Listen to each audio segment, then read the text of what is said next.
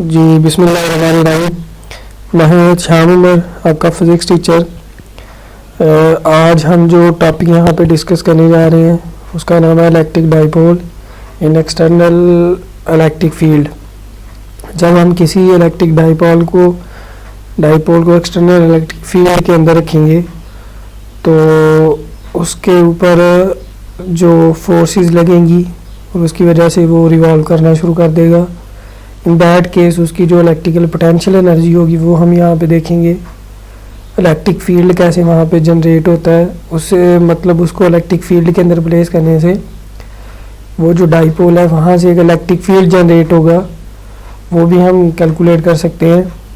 Electric potential energy work done हम calculate करेंगे। अच्छा जी, वीडियो स्टार्ट करने से पहले अगर तो वीडियो की रेजोल्यूशन ठीक नहीं आ रही, वीडियो की क्वालिटी ठीक नहीं, आप यूट्यूब के ऊपर हैं तो यूट्यूब के राइट कॉर्नर पे 3 डॉट्स आ रहे हैं, वहाँ से प्रेस करके वीडियो की क्वालिटी आप ठीक कर सकते हैं। वीडियो की क्वालिटी पे जाएं और वहाँ पे जो हायर नंबर है 720 है या 360 है, 480 है, 1080 है, इसमें से कोई एक नंबर सेलेक्ट कर ले तो वीडियो की रेजोल्यूशन ठीक हो जाएगी। अच्छा जी, हम स्टार्ट करते हैं। हमारे पास एक डाइपोल है। Let us consider this one is a dipole, negative charge, positive charge, they are separated by a constant distance L। इनको constant distance L से सेपरेट किया हुआ है। हम यहाँ पे देखना चाहते हैं कि इन दोनों इलेक्ट्रिक डाइपोल की जो हमने किसी रेफरेंस पॉइंट से इन दोनों का डिस्टेंस किया। This one is origin, origin is a reference point. इस नेगेटिव चार्ज का जो इस ओरिजिन से डिस्टेंस है ये r प्राइम है, जबकि इस पॉजिटिव चार्ज के इस ओरिजिन से distance r prime plus n है। ये हमारे पास कैसे आता है, इसको हेड टू टेल रूल से आप देख सकते हैं। ये डिस्टेंस यहाँ से लेकर यहाँ तक r प्राइम है, ये डिस्टेंस यहाँ से l है। इन दोनों को हेड टू टेल रूल से ऐड करें तो हमारे पास r प्राइम प्लस n आता है। तो हम कह सकते हैं नेगेटिव चार्ज का जो ओरिजिन से डिस्टेंस है r प्राइम है, जबकि पॉजिटिव चार्ज का ओरिजिन से डिस्टेंस r प्राइम प्लस 1 है। हम इन दोनों को जब यहाँ पे प्लेस किया हुआ है हॉरिजॉन्टली ये पड़े हुए हैं, तो इनकी वजह से जो इलेक्ट्रिक फील्ड जनरेट हो रहा है हम कैलकुलेट करना चाहते हैं एट एनी डिस्टेंस r पे, an any distance p point पे। ये हमारे पास एक और पॉइंट आ गया। इस p पॉइंट का अगर हम डिस्टेंस देखें इस नेगेटिव चार्ज से तो हमारे पास r माइनस r प्राइम आता है। r डिस्टेंस के r डिस्टेंस हमारे पास इस पॉइंट का, इस फिक्स पॉइंट से डिस्टेंस ये वाला r है। तो अगर आप यहाँ पे देखें तो ये हमारे पास आता है इस नेगेटिव q पॉइंट का, जो इस एक्सटर्नल p पॉइंट है यहाँ से जो डिस्टेंस है, इसको हम यहाँ पे इस तरह से मैं लिख देता हूँ। This one is a p point, ये p पॉइंट है। इस p पॉइंट का जहाँ पे हमने इस इलेक्ट्रिक डाइपोल की हेल्प से इलेक्ट्रिक फील्ड फाइंड करना है, इस नेगेटिव q का जो डिस्टेंस है ये r माइनस r प्राइम है, जबकि ये जो पॉजिटिव है इसका डिस्टेंस फिर कितना होगा, यहाँ से लेकर यहाँ तक r माइनस r प्राइम और आगे ये वाला डिस्टेंस l। तो ये इसमें ऐड नहीं होगा क्योंकि इस एरो का, इस जो वेक्टर है इसका एरो इस तरफ है जबकि l का एरो इस तरफ है। तो इस पॉजिटिव q का जो p पॉइंट से डिस्टेंस है ये r minus r prime minus l distance होगा। तो ये हमारे पास एक इलेक्ट्रिक डाइपोल है जिसको मैंने यहाँ पे ज्योमेट्रिकली इस तरह से इसको शो किया हुआ है कि एक हमारे पास इलेक्ट्रिक डाइपोल है, दोनों का डिस्टेंस l है। इसको किसी ओरिजिन से या फिक्स पॉइंट से हमने सेपरेट दूर डिस्टेंस पे इनको रखा हुआ है शो करवाने के लिए, इनकी पोजीशन बताने के लिए। और एक p पॉइंट लेते हैं जहाँ पे हमने इलेक्ट्रिक फील्ड फाइंड करना है। ये सारा जो एक्सप्लेनेशन मैंने की है ये ऊपर एज इट लिखा हुआ है। 2 equal and opposite charges separated by a small distance for a electric dipole, the electric field and potential distribution produced by such charge configuration can be investigated by the formula this and this. ये मैं next आपको ये बता देता हूँ। ये एक चीज़ देख लें। Suppose that a negative charge located at a point r prime. ये जो नेगेटिव चार्ज है लोकेटेड है r प्राइम से, कहाँ से, इस ओरिजिन से ही r प्राइम की बात कर रहे हैं। And a charge positive is located at r prime plus n l. This one is r prime plus l. As shown figure, the electric field at arbitrary point R may be found by the direction. यहाँ पे आ जाए भाई, ये हमारे पास एक electric field है, ये electric field generate हो रहा है किसी भी पी पॉइंट के ऊपर और उस इलेक्ट्रिक डाइपोल की हेल्प से। तो यहाँ पे ये जो फार्मूला है इसको यहाँ पे ऐसे शो किया गया है, ये Q/4πε इंटू आर आता है। इस फार्मूले को कैसे आप शो करवा सकते हैं, आपको पता है इलेक्ट्रिक फील्ड, ये मैंने नीचे लिखा है electric field is equal to Q/4πε r square, और साथ electric field is a vector quantity, तो इसका साथ ये तो सारा हो गया इसका मैग्नीट्यूड। अब इसकी डायरेक्शन भी बताने के लिए हमारे पास एक यूनिट वेक्टर होता है, ये डायरेक्शन बताने के लिए यूनिट वेक्टर है। अब यूनिट वेक्टर हमें पता है वेक्टर ओवर इट्स मैग्नीट्यूड है, तो आप इसकी वैल्यू जब यहाँ पे पुट करते हैं तो electric field is equal to Q/4πε r, ये आर मैंने बोल्ड करके लिखा हुआ है, ये वही वाला वेक्टर है, और ये जो आर है इस आर स्क्वायर के से मल्टीप्लाई होकर आर क्यूब हो जाएगा। तो यहाँ पे अगर आप देखें तो ये जो लिखा हुआ है Q/4πε, ये आपके पास वो वाला आर वेक्टर है, और इसको आर जो क्यूब से जो है ना वो इसको डिवाइड किया हुआ है। ये ऊपर वेक्टर है, नीचे ये जो इस तरह की परपेंडिकुलर लाइंस होती हैं जो जिसको मॉड कहते हैं, ये बेसिकली मैग्नीट्यूड को शो करता है, और इसका यहाँ पे क्या क्यूब भी समझ आ गई ये किस तरह से आया है। अच्छा, ये हमारे पास दो चार्जेस हैं, एक चार्ज हमारे पास नेगेटिव चार्ज है जबकि दूसरा हमारे पास पॉजिटिव चार्ज है। इन पॉजिटिव और नेगेटिव चार्ज को अगर आप देखें, नेगेटिव चार्ज का डिस्टेंस है r माइनस आर प्राइम, जबकि पॉजिटिव चार्ज का इस पी पॉइंट से डिस्टेंस है r minus are prime minus l. तो इसी तरह से आप आगे देख सकते हैं, ये हमारे पास नेगेटिव चार्ज का वो डिस्टेंस है Q/4πε, ये तो दोनों के साथ सेम आएगा, इसको हमने यहाँ से कॉमन ले लिया। ये नेक्स्ट आगे जो उनके वेक्टर, ये आप देख सकते हैं जैसे कि उनके वेक्टर और ये जो नीचे मैग्नीट्यूड है, इनको हमने नेक्स्ट आगे ये लिया हुआ है। तो हमारे पास ये पॉजिटिव चार्ज इसका था, इस वजह से इसके साथ पॉजिटिव आया, इसके साथ नेगेटिव आएगा, तो ये यहाँ पे नेगेटिव है। ये ऊपर वेक्टर है, नीचे उसका मैग्नीट्यूड, ये ऊपर vector r minus are prime negative charge का, ये नीचे जो है ना उसका वेक्टर आ जाता है। ये हमारे पास आ गया। नेक्स्ट हमारे इलेक्ट्रिक फील्ड को मोर सिंप्लीफाई फॉर्म में लेके आने के लिए हमें यहाँ पे इसको मोर सिंप्लीफाई में लेके आने के लिए हमें यहाँ पे इसको ये जो नीचे वाली टर्म पड़ी हुई है r minus are prime minus l का क्यूब, इसको सिंपल हमने करना है। इसको जो है ना वो इसकी वैल्यू हमने यहाँ पे ला के पुट करनी है। अगर इसकी वैल्यू पुट कर देंगे तो ये सारी जो हमारे पास ब्रैकेट में आने वाली वैल्यू है ये सिंप्लीफाई हो जाएगी, कट कटा के छोटा सा इसका आंसर आ जाएगा। अच्छा, ये वाली टर्म को जब ऊपर लेके जाएंगे तो -3 के साथ हो जाएगी, ये यहाँ पे मैंने ले ली, ये mod r minus are prime minus l और साथ ये माइनस क्यूब। अच्छा, इसका जब आप यहाँ पे स्केयर ले लेते हैं और साथ इसको -3 है तो इसको 2 से डिवाइड करते हैं। नेक्स्ट मैंने इसको सॉल्व किया हुआ है, ये मैंने लिखा हुआ है, ये हमारे पास जो सारी वैल्यू है इसका आप स्केयर लेंगे तो बाहर क्या आ जाएगा, 1/2 आ जाएगा। इसको मज़ीद आप देखें, ये स्केयर जब ओपन करते हैं तो इसको आप फर्स्ट टर्म मान लें और जो ऊपर एल पड़ा हुआ है इसको आप सेकंड टर्म मान लें। ये अगर फर्स्ट टर्म है तो ये हमारे पास सेकंड टर्म है, इनका आप अलग स्केयर लें तो फर्स्ट वाली टर्म का स्केयर माइनस ये 2 फार्मूले का आ जाएगा, फर्स्ट वाली टर्म और प्रोडक्ट सेकंड वाली टर्म, और प्लस ये सेकंड वाली टर्म का जो है स्केयर आ जाएगा। ये a माइनस बी का स्केयर ओपन करने से आता है और -3/2 ये एज इट आ जाएगा। ये यहाँ से आप देखें ये जो सारी टर्म है, अच्छा ये हमारे पास जो वैल्यू आ रही है -3/2 ये पावर आ रही है। यहाँ पे बाइनोमियल थ्योरम अप्लाई करेंगे।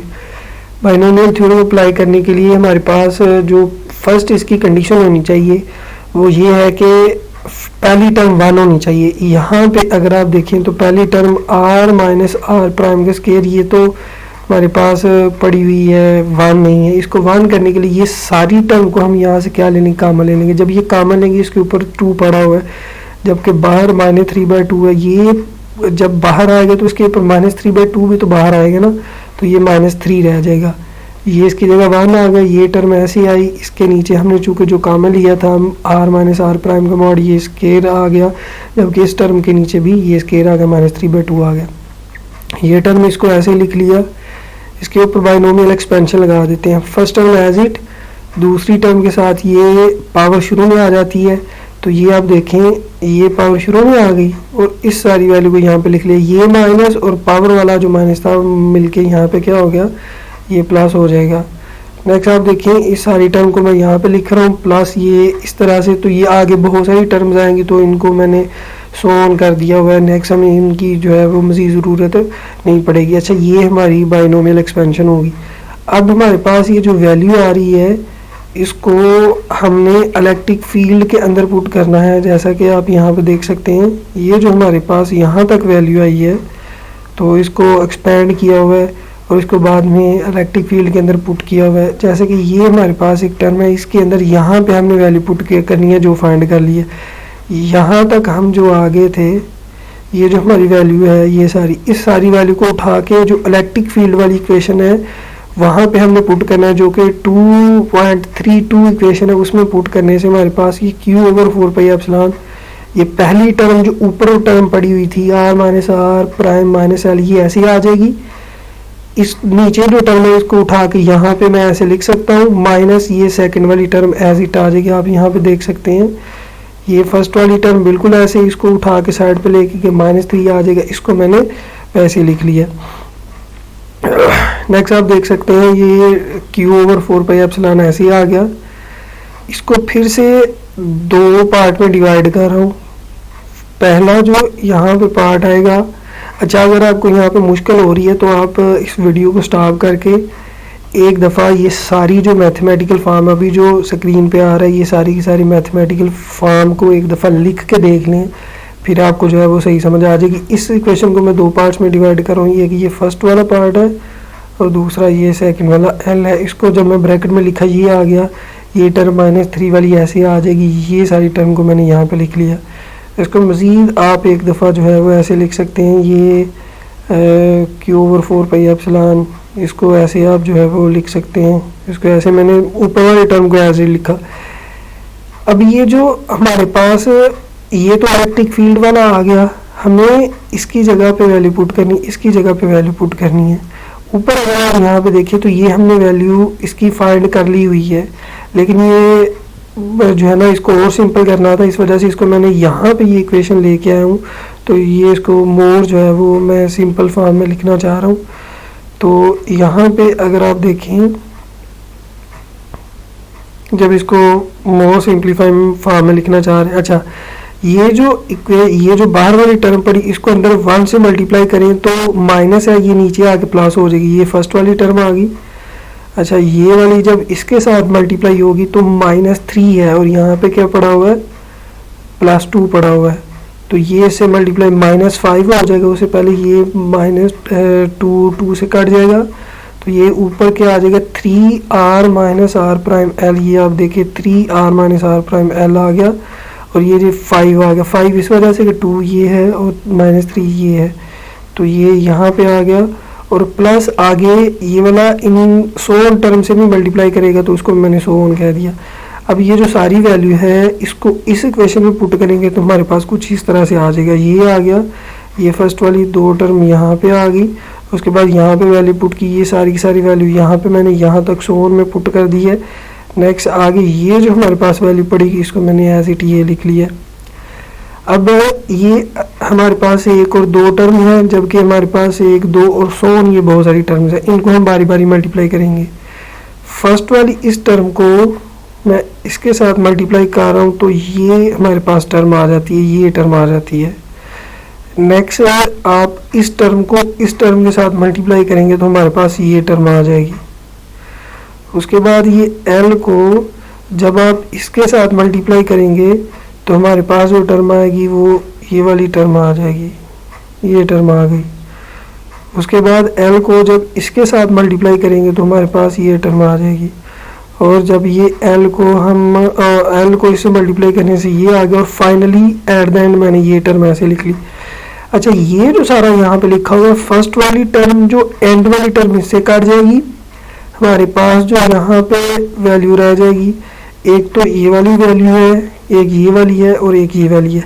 और साथ इसने ये भी कहा हुआ है कि जो एल स्केयर वाली वैल्यू है इसको यहाँ से नेगलेक्ट कर दें, चूँकि हाई टर्म वाली वैल्यू जब भी आ जाती है इसकी वजह से यहाँ पे इलेक्ट्रिक फील्ड जो है वो ज़ीरो हो जाता है। नेक्स्ट में आगे इसको मज़ीद एक्सप्लेन भी कर दूंगा कि if a separation between them is large then the electric field will be small. तो ये एल स्केयर, अगर दो चार्जेस के दरमियान डिस्टेंस एल है तो ये एल का स्केयर है, तो ये लार्ज डिस्टेंस आ जाता है। तो इन दैट केस ये लार्ज डिस्टेंस होने की वजह से इलेक्ट्रिक फील्ड कम हो जाएगा। तो इलेक्ट्रिक फील्ड कम होने की वजह से इस टर्म को हम यहाँ पे नेगलेक्ट कर रहे हैं। तो हमारे पास फिर एक ये वाली टर्म और एक ये वाली, ये दो टर्म्स है। और नेक्स्ट आगे ये सोन आने वाली टर्म को भी हम यहाँ पे नेगलेक्ट करें। जब इनको नेगलेक्ट करते हैं तो हमारे पास यहाँ पे वैल्यू पुट करने के बाद हमारे पास जो रिज़ल्ट आएगा वो आप यहाँ पे देख सकते हैं। ये फाइनली वैल्यू थी, इसके अंदर पुट करने के बाद हमारे पास जो रिज़ल्ट आता है ये आता है। सारी टर्म को यहाँ पे काटने के बाद एक दो वैल्यू आते हैं, जैसे कि यहाँ पे लिखा हुआ है where the terms involve l square है बीन ड्रॉप्ड। ये अभी आगे जाके मैं बताता हूँ किस वजह से ड्रॉप की है। And again keeping only term the L gives, और इसमें से सिर्फ जो एल वाली टर्म है उसको हमने कीप आउट रखा हुआ है, इसके साथ रखा हुआ है। तो यहाँ पे आप देख सकते हैं ये वाली टर्म भी एल है, ये वाली टर्म भी एल है। अब यहाँ पे जो आप देख सकते हैं इसमें जो 100 आने वाली टर्म्स हैं इसके अंदर एल स्केयर वाली भी टर्म्स होंगी, L3 वाली भी होंगी, L4 वाली भी होंगी। इन सारी टर्म्स को हमने नेगलेक्ट किया है, वो इस वजह से हमने नेगलेक्ट किया है। इक्वेशन नंबर 2.34, ये हमारे पास इक्वेशन नंबर 2.34 है। Gives that part of electric field due to finite electric field dipole. अगर हमने दोनों चार्ज के दरमियान डिस्टेंस फाइनाइट रखा हुआ है, इन्फिनिटी नहीं है, हमने स्मॉल सेपरेशन रखी हुई है, तो फिर क्या होता है which is proportional to the separation of the charges. तो ये जो इलेक्ट्रिक फील्ड है ये proportional to the separation of the charges के डायरेक्टली प्रोपोर्शनल होता है। आप यहाँ पे देख सकते हैं ये इलेक्ट्रिक फील्ड जो है इस एल के साथ जो है वो क्या है, डायरेक्टली प्रोपोर्शनल है। There are other contribution proportional to the square cube and higher power of the separation. वो कह रहा है इसके साथ साथ इलेक्ट्रिक फील्ड के साथ जो कंट्रीब्यूशन है वो हायर पावर की स्केयर की, क्यूब की और हायर पावर की भी है। If however the separation is small, वो कह रहा है अगर वो दो चार्जेस के दरमियान सेपरेशन स्मॉल हो, the higher power contribute very little. In that case जो हायर पावर की कंट्रीब्यूशन है वो क्या हो जाती है, बहुत स्मॉल हो जाती है। In the limit as l goes to zero, अगर हम फर्ज कर लें कि वो एल ऊपर हमने पढ़ा है जितना एल स्मॉल होगा उतना इलेक्ट्रिक फील्ड जो है वो उसके साथ प्रोपोर्शनैलिटी होगा, उसकी वैल्यू हायर होगी। लेकिन अगर वो कह रहा है कि in the limit as l goes to zero all the term vanish unless the charge become infinity, और इन दैट केस जो उनके दरमियान जो टर्म्स है वो सारी की सारी टर्म वैनिश हो जाएंगी, ख़त्म हो जाएंगी। अगर एल हमारे पास ज़ीरो हो जाता है तो सारी टर्म ज़ीरो हो जाएंगी और इलेक्ट्रिक फील्ड और चार्ज जो है हमारे पास इन्फिनिटी हो जाएंगे। In the limiting as l goes to zero while Q become infinity in such a way that QL remain constant। QL हमारे पास the product of magnitude of charge and the separation between the, इसको बोलते हैं electric dipole moment.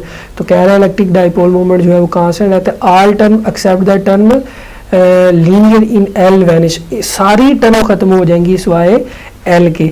In this limit our dipole is formed, a point has no net charge, no external electric field। तो ये यहाँ पे सारी जो है वो चीज़ें इसने एक्सप्लेन किया। आपको अभी तक सिर्फ आपने इतना ये देखना है कि जब कभी दो चार्जेस के दरमियान सेपरेशन जो कि डाइपोल्स हैं उनके दरमियान सेपरेशन वेरी स्मॉल हो, इन दैट केस उनके दरमियान जो एल को छोड़ के जो हायर टर्म्स हैं वो सारी की सारी क्या कर देंगे, नेगलेक्ट कर देंगे। तो जैसे कि मैंने बताया था कि the product of Q and separation between them, ये हमारे पास इलेक्ट्रिक डाइपोल मोमेंट होता है, इसको पी से डिनोट करते हैं।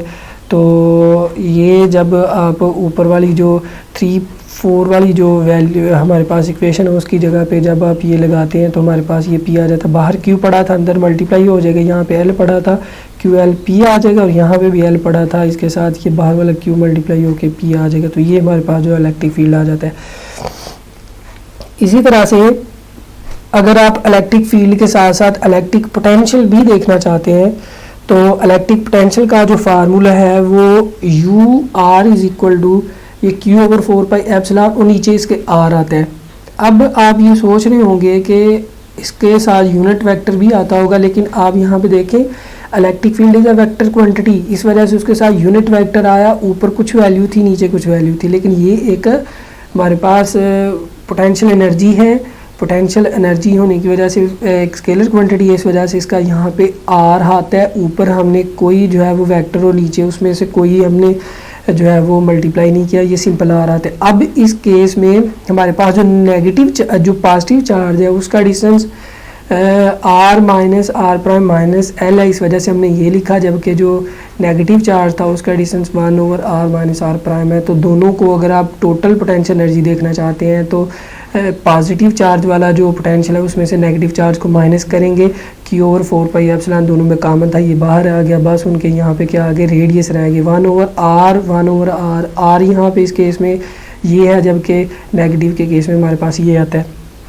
अब आपने क्या करना है, इस टर्म को उठा के ऊपर लेके जाना है, ऊपर लेके जाएंगे तो इसकी वैल्यू -1 आएगी, तो इसको बाइनोमियल एक्सपेंशन आप अप्लाई कर सकते हैं। सेम इसकी जगह पे आपने वही वाला रूल अप्लाई करना है। उसके बाद ये जब ब्रैकेट पूरी को सॉल्व करेंगे तो मैं डायरेक्टली यहाँ पे बता रहा हूँ, आपको इसके बारे में आइडिया होगा। बाइनोमियल थ्योरम अप्लाई करें जिसमें पावर -1 होती है, तो तब आपके केस में ये वाली टर्म जो है वो इस ब्रैकेट सारी को सॉल्व करने के बाद ये वाली टर्म हमारे पास आ जाएगी। नेक्स्ट हम यहाँ पे देख सकते हैं कि ये जो हमारे पास Q और L है आपस में मल्टीप्लाई होकर क्या हो जाएगा, PO हो जाएगा, तो इसको यहाँ पे ऐसे जो है वो लिख सकते हैं। तो ये हमारे पास इलेक्ट्रिक पोटेंशियल एनर्जी आ गई। अब अगर आप यहाँ पे इलेक्ट्रिक पोटेंशियल जो इलेक्ट्रिक डाइपोल है इसको एक्सटर्नल इलेक्ट्रिक फील्ड में प्लेस करते हैं तो हमारे पास क्या आता है, it is also interested to inquire about the potential energy of electric dipole which is placed in external electric field in the case of two charges minus charge at distance r and q plus q charge at distance r plus l in an external electric field described by the potential function u external, the potential energy is just as। तो in that case हमारे पास जब उसको external electric field के अंदर place करते हैं तो हमारे पास जो उसके ऊपर वर्क करना पड़ेगा, जैसे कि पहले लेक्चर में भी मैं आपको बता चुका हूँ कि एक इलेक्ट्रिक डाइपोल को जब वहाँ पे प्लेस करते हैं तो वो जो उसका डाइपोल मूवमेंट है वो इलेक्ट्रिक फील्ड के बिल्कुल पैरेलल हो जाता है, और इस केस में उसके अंदर पोटेंशियल 0 हो जाता है। लेकिन आप उसके ऊपर खुद से वर्क करके तो उसको ऐसे रिवॉल्व करवा सकते हैं उसके अंदर। जब उसको रिवॉल्व करवाएंगे तो आपको कितना उसके ऊपर वर्क करना पड़ता है, तो उसके लिए हमारे पास है कि टोटल अगर आप वर्क देखना चाहते हैं तो ये -Q चार्ज का जो आ रहा है, आपको पता है कि जो वर्क और पोटेंशियल एनर्जी का आपस में ये रिलेशन है, वर्क जो है वो इक्वल होता है जोन सा भी चार्ज है और साथ जो उसका जोन सा भी एक्सटर्नल पोटेंशियल है, इसको मल्टीप्लाई करें तो हमारे पास वर्क आता है। ये टोटल वर्क डन देखना चाहते हैं तो नेगेटिव चार्ज का और प्लस ये पॉजिटिव चार्ज का। नेगेटिव चार्ज का डिस्टेंस आर है, इस वजह से यहाँ पे आर लिखा, पॉजिटिव चार्ज का जो डिस्टेंस है आर प्लस एल है, तो इसको ऐसे लिख सकते हैं। It is if l small compared with r, अगर हमारे पास जो आर डिस्टेंस है वो बेसिकली किसी ओरिजिन से किसी फिक्स पॉइंट से डिस्टेंस है, और वो कह रहा है कि जब कभी हमारे पास जो स्मॉल एल है वो स्मॉल हो जाए एज कम्पेयर टू आर, मतलब जो separation between the dipole is very small as compare to separation of the dipole from the origin. अगर ये स्मॉल हो जाए तो हमारे पास U external R plus L may be expanded in a power series in L and only the first two term take the expansion given। वो कह रहा है कि अगर हमारे पास जो R है वो वेरी लार्ज हो एज़ कम्पेयर टू एल, या एल वेरी स्मॉल हो एज़ कम्पेयर टू आर, तो इसको हम एक्सपेंड कर सकते हैं बाय एक्सपेंशन सीरीज़ मेथड या पावर मेथड से। जब इसको एक्सपेंड करते हैं तो यहाँ पे बहुत सारी हार्ड टर्म्स आएंगी, लेकिन उनमें से हमने सिर्फ फर्स्ट वाली 2 टर्म्स लेंगे। फर्स्ट वाली 2 टर्म्स लें तो इसको एक्सपेंड करने से you external is electric potential external, और आर आता है प्लस ये एल और साथ ग्रेडियंट ऑफ एक्सटर्नल आता है। ये इसके एक्सपेंशन से हमारे पास फार्मूला आता है। और नेक्स्ट बहुत सारी टर्म्स हैं जिसको हम नेगलेक्ट कर रहे हैं, सिर्फ 2 इसकी टर्म ले रहे हैं। इस वाली वैल्यू को उठा के ये 40 वाली इक्वेशन में पुट कर रहे हैं, तो हमारे पास क्या है, एक ये वाली टर्म है यहाँ से यू एक्सटर्नल, और एक ये यू एक्सटर्नल माइनस के साथ पड़ी हुई है। ये क्यू तो यहाँ पे वैल्यू पुट करने से इसके साथ भी आ जाएगा, ये दोनों टर्म कट जाएंगी, सिर्फ हमारे पास ये वाली टर्म रह जाएगी। इसको यहाँ पे लिख रहा हूँ। जब ये क्यू इसके साथ एल के साथ मल्टीप्लाई हुआ क्यू एल आ जाएगा, इसकी जगह पे आप पी लिख सकते हैं। तो पी हमारे पास जो है वो इलेक्ट्रिक डाइपोल मूवमेंट है, और ग्रेडियंट यू एक्सटर्नल है, जबकि gradient U external will be equal to minus जो है इलेक्ट्रिक फील्ड के इक्वल है। ये जो सारी टर्म्स आ रही है हमारे पास, ये जो gradient of external potential energy हमारे पास आ रही है, ये माइनस इलेक्ट्रिक फील्ड की इक्वल होती है। Electric field is a vector quantity, P also vector quantity, इन दोनों के दरमियान क्या आ जाएगा, डॉट प्रोडक्ट आ जाएगी। ये हमारे पास जो है इसका सारा जो है वो रिज़ल्ट था। ये हमारे पास इसकी जो वर्क डन आ जाता है, जो कि यहाँ पे कैलकुलेट करना था। ये हमारा आज का टॉपिक था। उम्मीद है आपको समझ आई होगी। अगर आपको किसी भी पॉइंट की समझ नहीं आई तो जो गूगल क्लास है वहाँ पे आप कमेंट करके मुझसे पूछ सकते हैं। मैंने पहले भी 2 लेक्चर डाले हैं, लेकिन आपने कोई भी कमेंट नहीं किया। आप कमेंट करके पूछ सकते हैं। अगर किसी भी आपको सोल्यूशन की समझ नहीं आई तो मैं एक्स्ट्रा सॉल्व करके आपको वहाँ पे जो है वो दे सकता हूँ। आप मेरा नंबर नोट कर लें। अगर किसी को वहाँ पे क्वेश्चन करने में मुश्किल आ रही है या वॉइस मैसेज वहाँ पे नहीं भेज सकते, तो आप यहाँ पे मुझे व्हाट्सएप पे वॉइस मैसेज भेज दें, तो मैं वहाँ से भी आपको जो है ना वो बोल के बता दूँगा कि किस तरह से है। मेरा नंबर नोट करें 0303 4323 133। जी थैंक यू, अल्लाह हाफिज़।